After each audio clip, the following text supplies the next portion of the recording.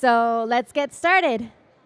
Let's move on to the first session on the theme of Accelerating the Future, How University-Based Startups Drive Innovation.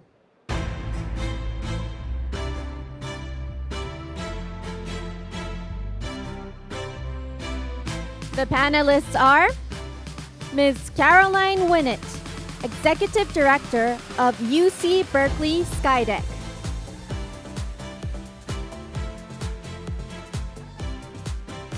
Mr. Arne Rost, Managing Director of TUM Venture Labs Robotics AI.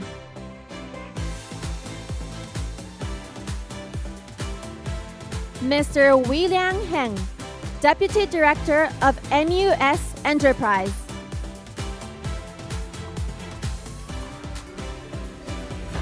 The session is moderated by Ms. Keiko Okano, Project Professor from Keio University Global Research Institute.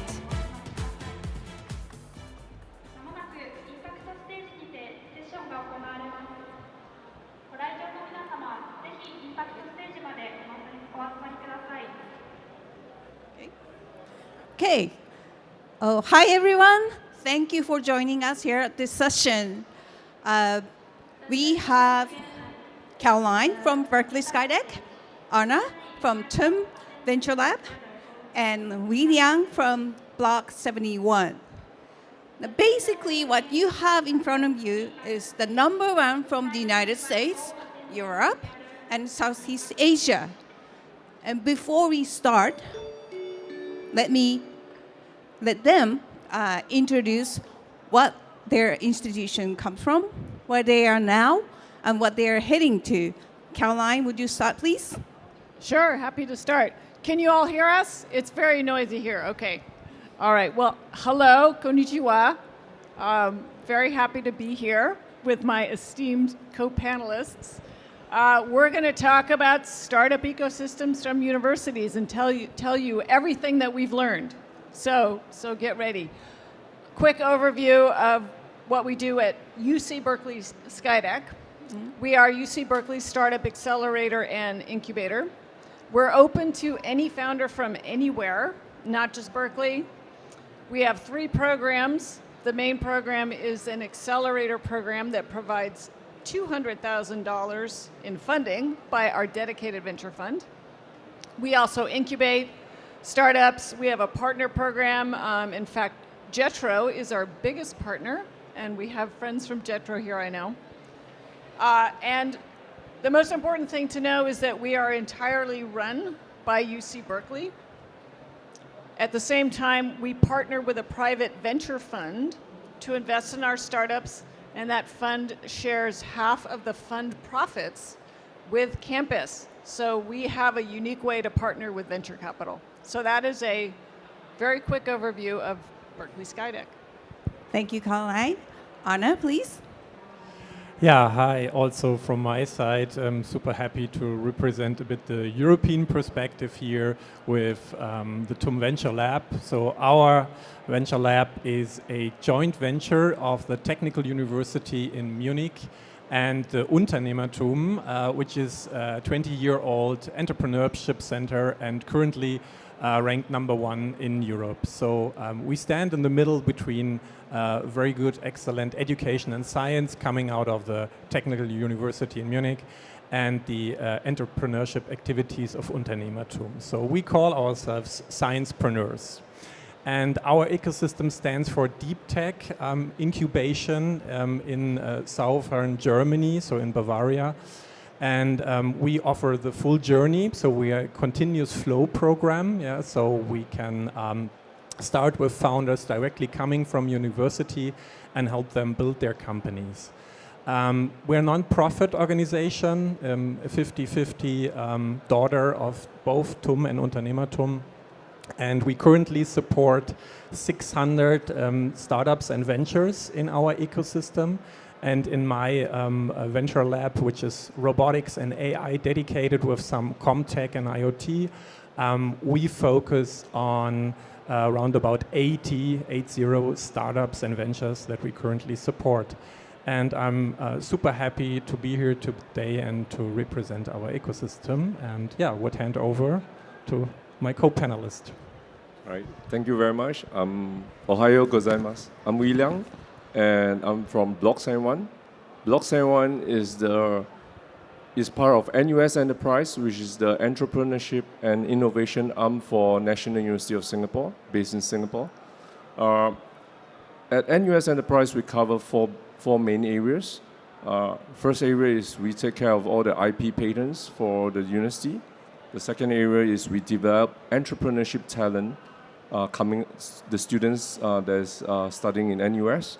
The third part is we do the venture creation to translate our deep tech technology research into spin-offs and startups. And finally, under Block 71, we take care of the incubation and accelerator sites of startup. Block 71 has been around for 14 years. NUS Enterprise has been around for about 25, slightly less than 25 years. In Block 71, we are not just in Singapore. We actually have 13 centers covering 6 countries. Singapore, of course. In Southeast Asia, we are in Vietnam and Indonesia, and of course, US, China, and Japan. In Japan, we opened up our first center in Aichi, in Station AI, in Nagoya in October. And 2 months ago, we opened up our second center in Tokyo, in Takanawa Gateway. So if you guys are free, take a look at that over there as well. Like Berkeley, we are open to all startups, not just NUS startups. I'm very excited to find any Japanese startup who's interested to expand into Southeast Asia to come talk to us. Thank you. Thank you, Liang. Thank you all. And let me move to the next slide. Well, this is the only slide we have, so no rush to memo anything. But our talk today will revolve around these major questions. And before we dive into that, I will have about 10 minutes towards the end for you to ask questions to these guys. So with that in mind, let me start with the first question. So what are the major challenges of university-initiated startups at incubation acceleration phase? Caroline, would you start, please? Sure. I want to start out by saying that, and maybe this is somewhat known already, but I want to state very clearly, a top-tier research university, or any research university, is a fantastic place to set up an accelerator or incubator. That's where the talent comes from. So most startups that have succeeded in the world today those founders have been trained by some great startup ecosystem, a university in particular. Hi guys, that's one of our startups right there. Or they're doing amazing things to find minerals under the ground. Talk to them if you want to learn more. So that said, of course, there's challenges, and I would say I would group them into culture and then infrastructure. So a culture of a university can be honestly deadly to startups, right? Founders want to go off and do wild things and crazy things, but university culture can be very difficult for that to happen. Students don't feel like they want to start startups, even though they do. The faculty can be very against startups, depending on how their culture is set up. So I would say culture is a big impediment. But I will say to that culture can change, and that has happened at Berkeley. Massive culture change over the past 30 years, and even since I joined only 10 years ago, there's been a massive culture change, and now what follows that is the second big challenge, which is the infrastructure of a university. Is it set up so that faculty can take time off, so that students have incubators and accelerators, all of that. But those are two of the biggest challenges. Thank you. How about you, Arnoldson? Yeah, thanks for this question. I think it's a global thing. It sounds like we have a lot of similarities here. I would also categorize it in culture and infrastructure. and some other topics. If I look at the German culture, I think it's not too far away from the Japanese culture.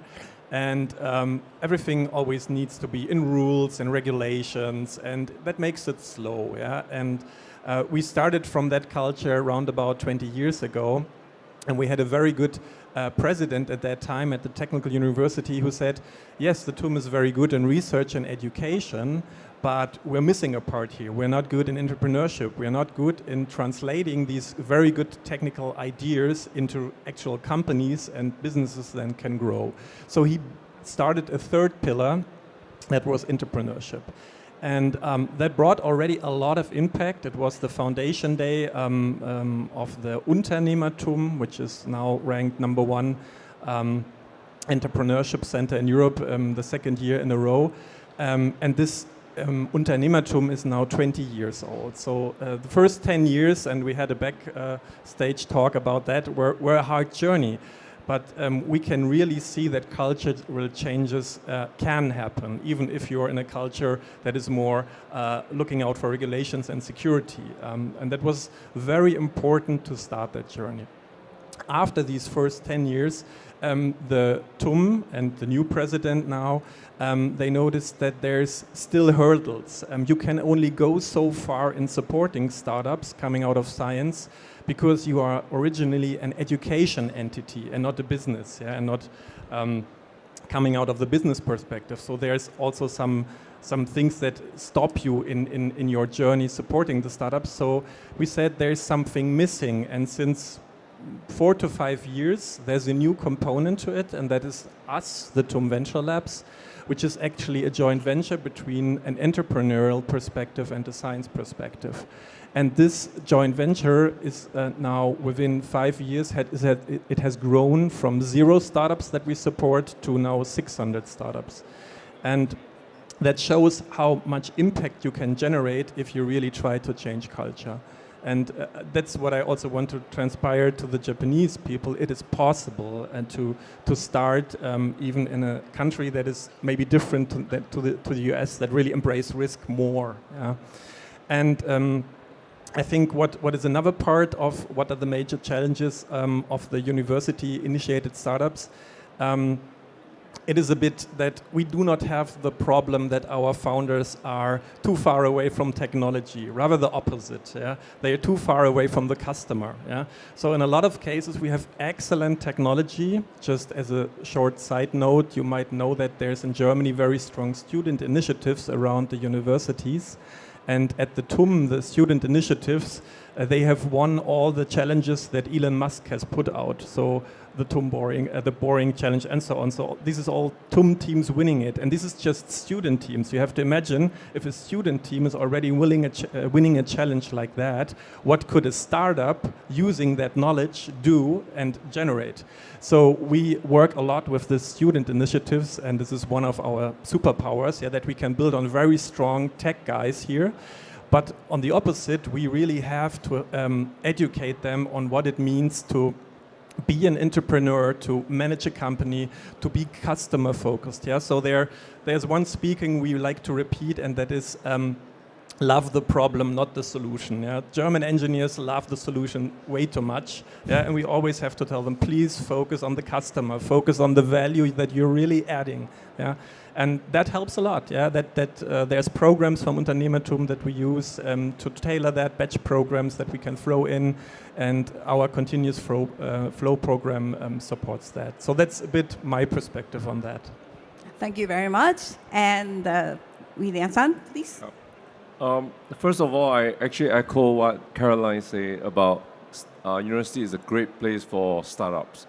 I'll give you 2 evidence, right, based on our own experience.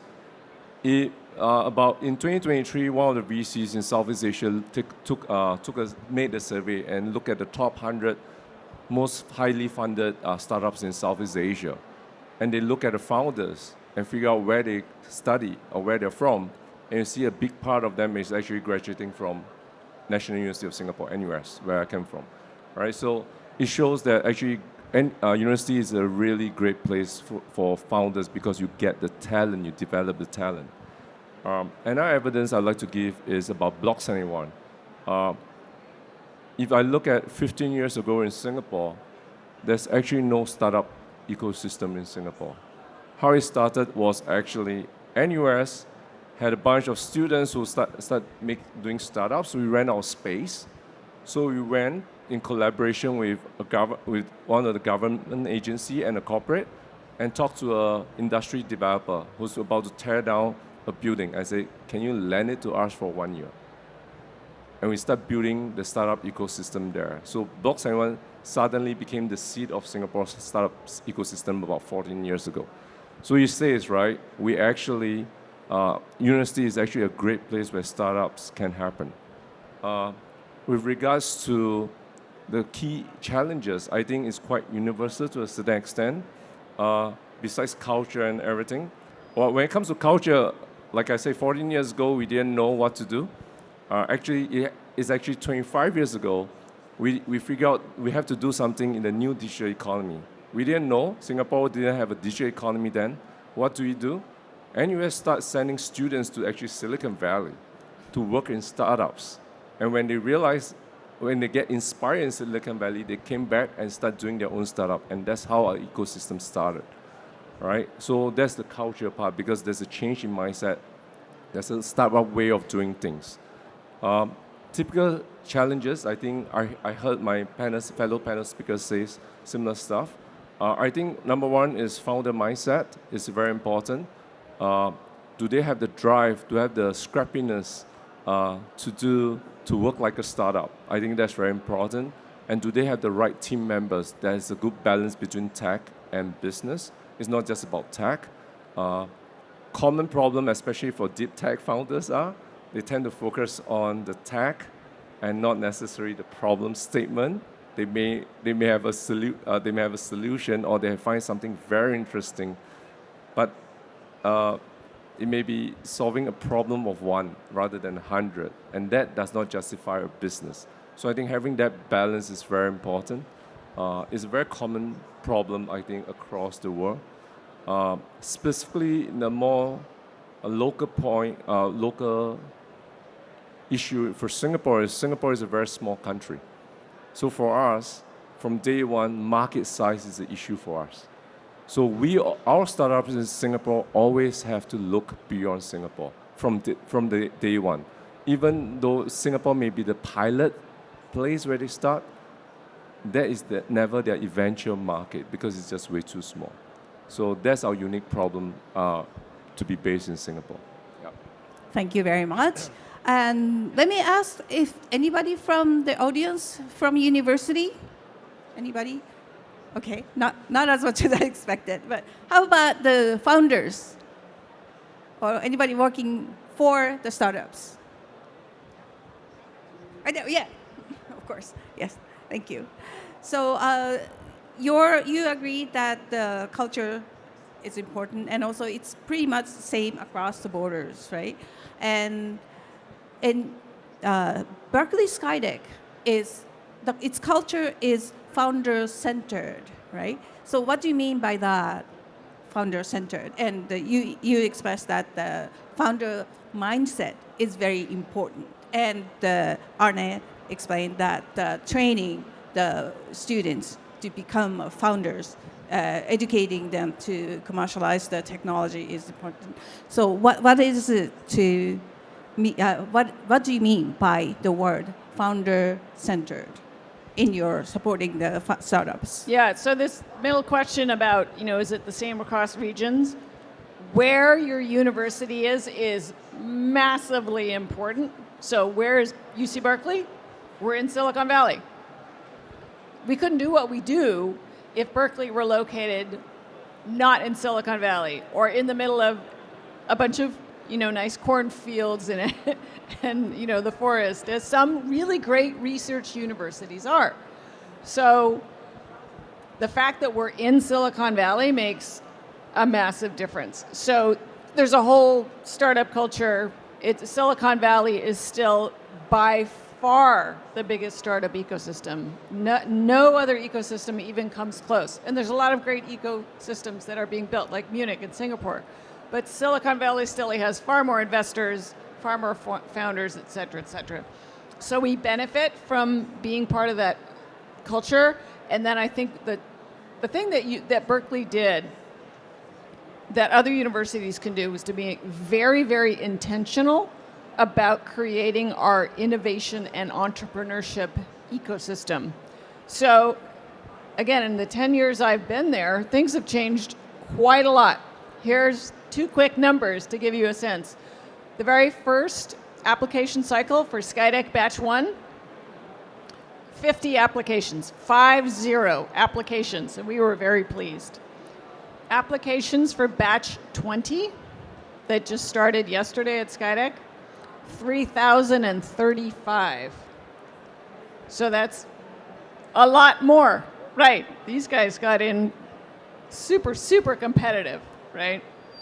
So what's happened along the way, another quick anecdote, one of the founders of Skydeck at the time was the dean of the business school, a wonderful, wonderful man named Rich Lyons. He co-founded Skydeck. He then became a brand new position at Berkeley called the Chief Innovation and Entrepreneurship Officer. Mm-hmm. He did a lot to really push the ecosystem forward. He is now our chancellor. That's the president of the whole university. Mm-hmm. So at the very, very top, we have someone who is deeply enthusiastic, knowledgeable, and pushing forward entrepreneurship, and that makes a huge difference. Would you agree to that? Both? Yeah, maybe just to that last sentence, I can fully agree because we have the same with us. We have Helmut Schönenberger, who was the founder of the Unternehmertum, one of the co-founders, and he's also now VP of our university. So you need that strong entanglement in between entrepreneurship and university. What I really think that where there's a difference is how the ecosystems work. I would fully agree that it takes a city to raise a startup. So all 3 of us are somehow located in an ecosystem where there's a strong city or a region behind. I think we too have the advantage of a strong region. Yeah, so we have Bavaria beyond Munich. You have the whole valley. I think the uniqueness in our case is we have a super strong industry. So Munich is one of the industry cities. I think we're good because we also have other universities that have a renowned setups like the LMU in Munich. We have the German Center for Aerospace and Space in Munich. We have the Fraunhofer Society in Munich.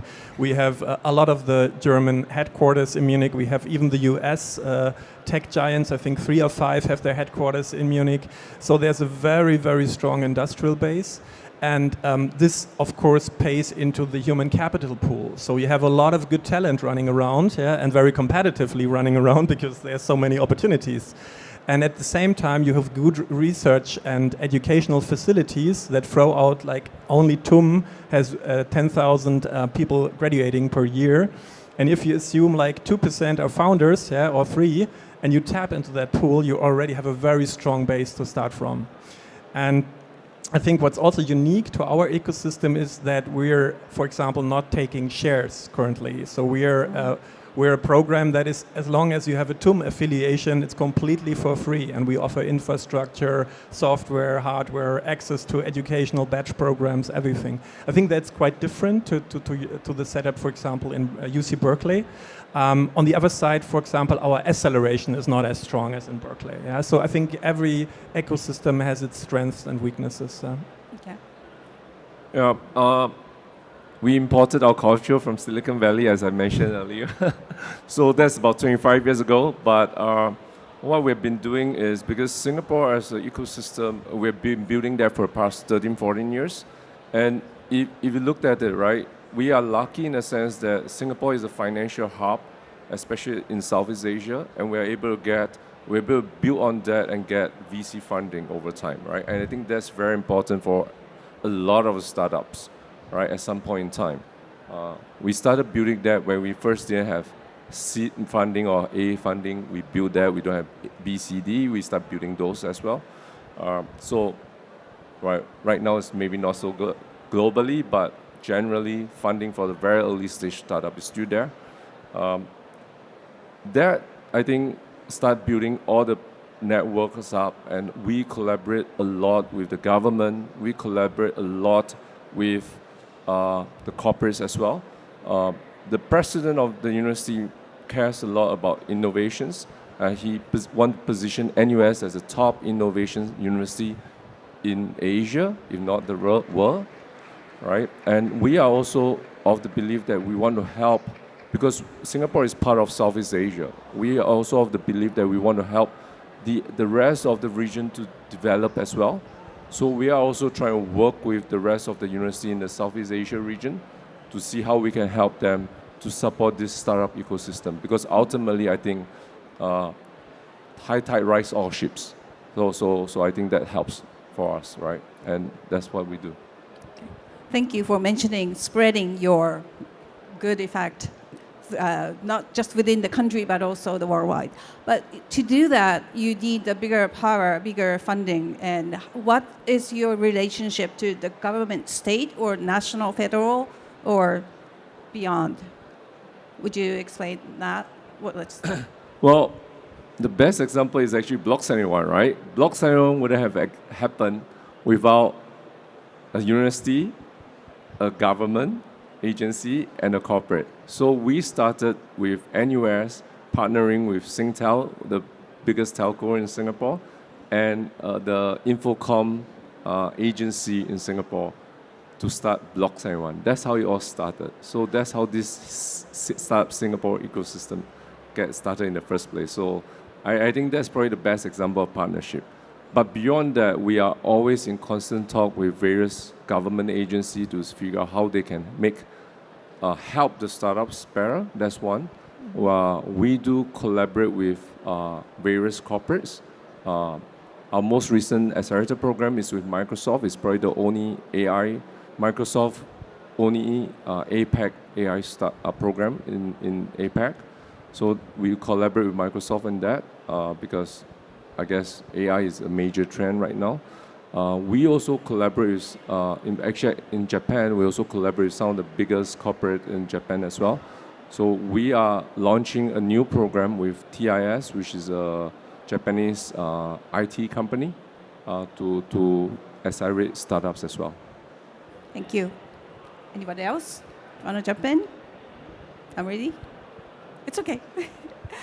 In that case, I can move on to the second chunk of the question. And so this is about your advice to the startups to how to use your help service the best. And you're very, very selective.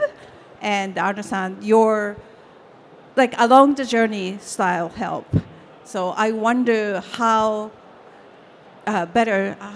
what type of help the startups should expect from your programs or services, and what is your advice for them, your applicants, to seek your support? What separates the 1% from the others, and what separates the people who do get your support and not? Would you explain that, please? I love this question because I'm going to talk about my favorite thing. So if you are a venture capitalist, what is the thing you need to support your founders? What is that thing that you build all day long? Your network of people who want to help your startups. Universities have arguably the most powerful and the most engageable network of any other institution in the world. And who are these people? Alumni, right? And they're just waiting to be deployed and incentivized. And give me a reason to help these founders. Because generally speaking, people here with universities, or anybody here, I bet you all went to a university, right? You have some loyalty, right? You have some love, right? How can I help my university?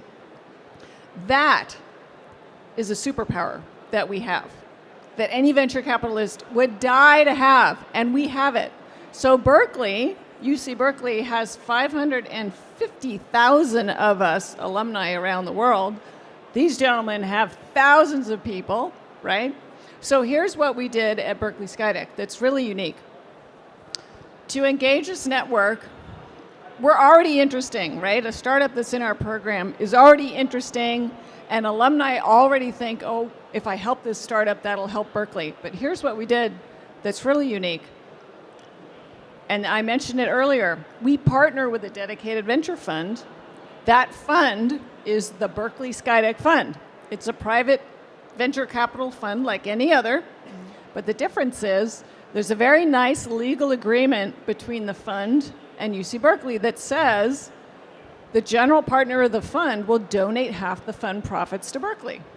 So that means that any startup in our program, if they succeed, Berkeley benefits financially. Now, or Jeremy and Balaji did not go to Berkeley. But Berkeley has a huge, huge incentive to help them because our fund invested in them. So when they have their gigantic, massive exit, money comes back to Berkeley. And everybody loves that, right? Even if you didn't go to Berkeley. Anybody here doesn't want to support education? Of course not. Everybody loves that idea. So we encourage other universities, find some way to partner with venture capital, find some way to engage your network. We at UC Berkeley are happy to share the legal agreements that we have with the fund. We'd love for people to ignite their ecosystem to help their startups. Thank you. Arne? I can fully agree to what you've said, and we have a similar vehicle which is located with Unternehmertum. It's Unternehmertum Venture Capital, UVC, and I think you need venture capital that is aware of the specifics of hardware startups. In our case, robotics and AI, hardware is hard, and you need a VC that understands that the cycles are different. Yeah, software startups have other cycles than hardware startups. So that's maybe adding to what was already said. To name a superpower of our ecosystem, I think it's that we are a continuous flow support ecosystem, and we are not only one venture lab. So I'm representing robotics AI, but we also have food agrobiotech, we have quantum, we have additive manufacturing, we have chem space, we have a lot of different disciplines, all deep tech.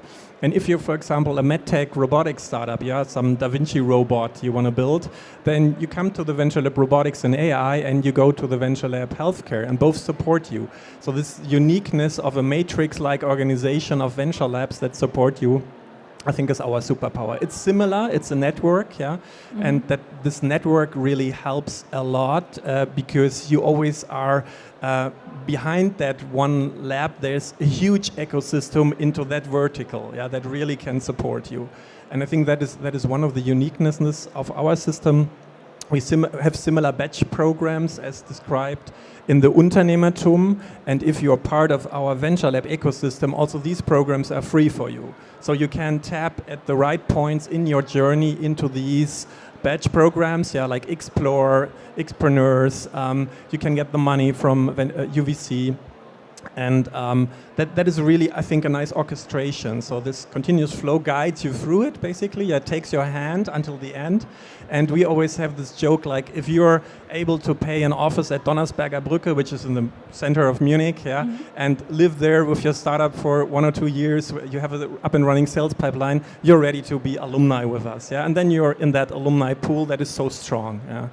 And another part, I think, of what makes the setup of our incubator strong was already mentioned, that we tap into that very strong student setup that is coming out of an excellent university. I think that is true for all three of us. I think it's the best place for talent. You won't find that anywhere else. Yeah. Thank you. When it comes to network, I think I previously mentioned that we send our students overseas for internship in startups. Well, we started for that over 20 years ago to over 20 cities. The students came back, we have about 4,000 alumni. Out of these 4,000 alumni, over 1,000 startups were created. Some of those startups, because it's been 20 over years, some of them has become unicorns. Some of the founders has going on to their second or even third startups, right? And what we get here is a lot of flywheel effect, where the founders, because of the association to the program or to NUS or to Block 71, they have this affinity to us, and they come back and contribute back to us, to the next generation of startups, right? So a lot of those guys were there doing those programs, doing those startups 10 years ago, 15 years ago, are now back as mentors who are ex-founders or current founders who are expert in certain industries, who are expert in certain functions, be it marketing, technology, and so on and so forth. These are the network that our startups could tap onto, that could leverage on, because I think that's a very, very powerful network to learn from those who have been there, done that, so that hopefully you make less mistakes. You still make mistakes, but hopefully less.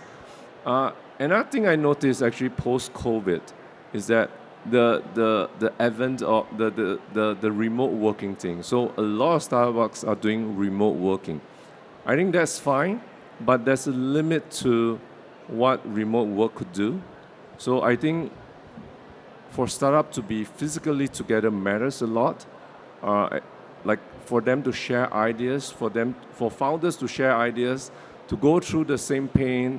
There will always be some founder who has a brilliant idea that could help you solve your problem that you do not know. And if you are there in discussing, you will potentially find your solution to your problem. But if it's 100% remote work, sometime that could suffer a little bit. So that power of network, even with current founders, matters a lot, and should not be diminished because of remote working. Thank you for explaining how all the stakeholders in the ecosystems are actually connected. Okay, so sorry I ate into the question times, but if you have a question to any of these three speakers, please raise your hand, and I think the staff will bring the mic to you. Any questions? We love questions. Ask us anything. Anything. Anything you've always wanted to know. Excuse me.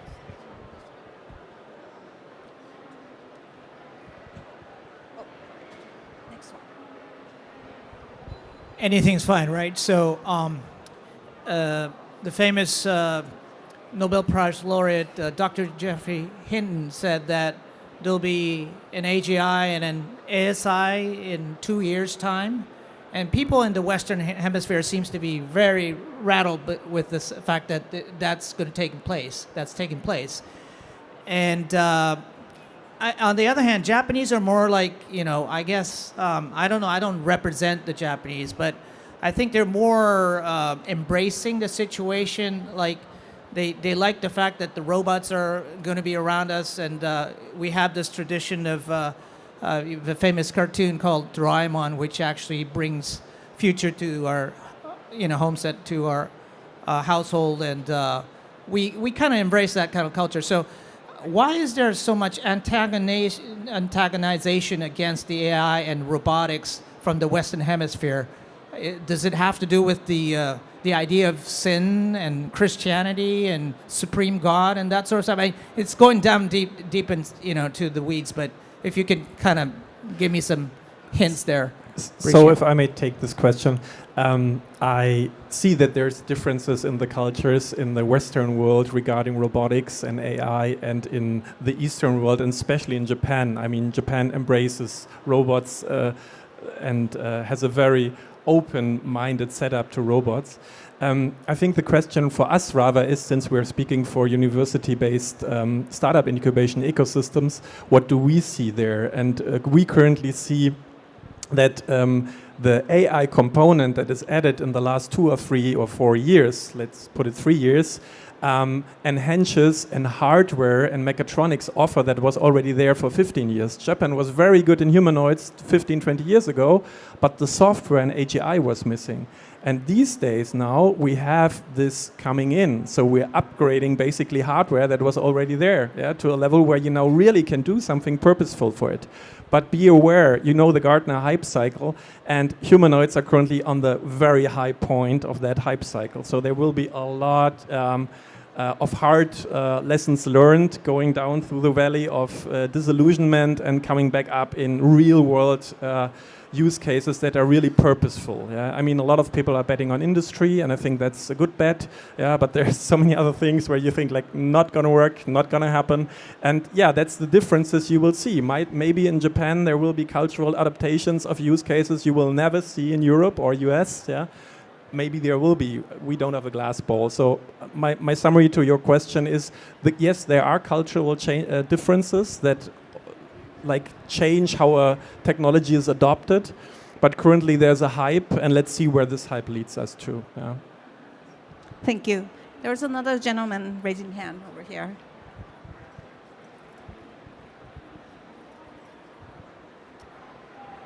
Okay, I'm a college student, and I know that most famous entrepreneur are engineer who had the deep tech, like Elon Musk and Steve Jobs, right? But I major in business, so I don't have like deep tech like as an entrepreneur. So what required for student like me who didn't have deep tech to start a business? I think that's a good I'd love to take that one. So before I became an entrepreneur, do you know what my first career was? Professional concert violinist. Then I got an MBA. Berkeley let me in, amazingly. Zero technical skills. So I'm saying that to show you, you're very, very important. The hard tech business guys need us. The hard tech, deep tech guys and girls need us business people. So don't for 1 second feel like you're a lesser citizen, right? For not knowing how to code. Can I add to that? Yeah. So in Japan, we do need founders, talent, on the business side especially. We do have good techs. I think Liang-san explained that to me a little better. Sorry. So if I could add, right, a startup is a commercial entity. It's not a technical entity, right? Good, you need to have a solution to a problem that you're trying to solve, but you need to make business out of it. So you need a business guy. So if you're a business guy, you go find a technical co-founder, for example. The world is not the end for you, right? As number two, I think everyone here is a talented person, is a talent. You can always learn new stuff, right? Like these days, learning AI, I think a lot of AI programmers they don't know about AI probably 2 years ago, and they're all learning today. You can always pick up skills. A lot of founders, I find, they pick up skills in programming and whatnot. They may not be expert at it, but they contribute back to their startups as well. And I can only encourage you. I follow what my fellow co-speakers said. You would be very warmly welcomed in our ecosystem because we have too many tech guys and too few business guys that really tell the tech guys, no, don't love your solution, really go for the customer. Talk to 30 customers before you do anything tech. Yeah. So very relevant role you could play. And in the Japanese ecosystem, there are very good partners we work with. We work with Utodai IPC. Since 2 years, we have hackathons had last year, this year together. And I think you would be very warmly welcomed in that ecosystem. So maybe you reach out to Utodai IPC and work with them. Yeah. Thank you so much. We have 1 minute left. So will there be a take-home message from each of you? Sorry, in 20 seconds. Anybody? How many people here want to do a startup? Kind of thinking about it. We got some hands going. Here's my suggestion. Do it.